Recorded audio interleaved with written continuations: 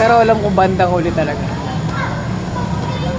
kung anong ginawa mo sa mga anak mo, sa mahal mo sa buhay, sa pamilya mo, babalik sa'yo twofold.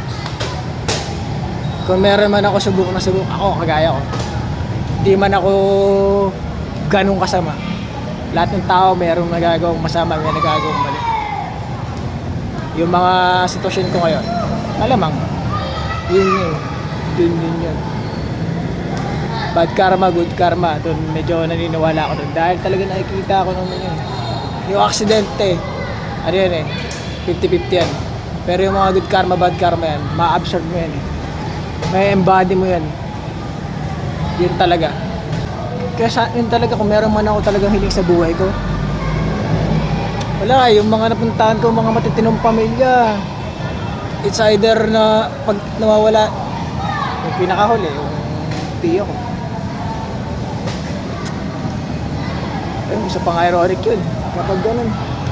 Sino pa yung mga mabubuting tao sa paligid mo, yun yung nawawala sa'yo. Pansamantala ka lang nila sasamahan sa kung ano mang tinatahak mo sa buhay. Siguro para turuan ka at pakita sa iyo kung ano mga tama. Tapos yung mga tarantado na sa paligid mo, tinuturuan ka nila, napakita nila yung pagiging masama para hindi mo pamarisan. Majority nga mas marami ng masamang tao. Yun ang isang malungkot na realidad ng buhay. Saka mo lang marirealize yun kapag nasa labas ka na. Pag hindi ka natakot lumabas. Tapos pag hinarap mo yung realidad. Pero mas nakakatakot kapag tumakbo ka ng tumakbo doon sa mga ganong klaseng mga realidad ng buhay. Ang daming beses ko na rin tumakbo. Sa dami na rin kasi na pinagdaanan ko. Ako mismo talaga natatakot na sa akin. Kaya ang ginagawa ko ngayon, yung mga negatibo nasa paligid ko, ginagawa ko na lang silang alarm para lumabas na ako at umalis.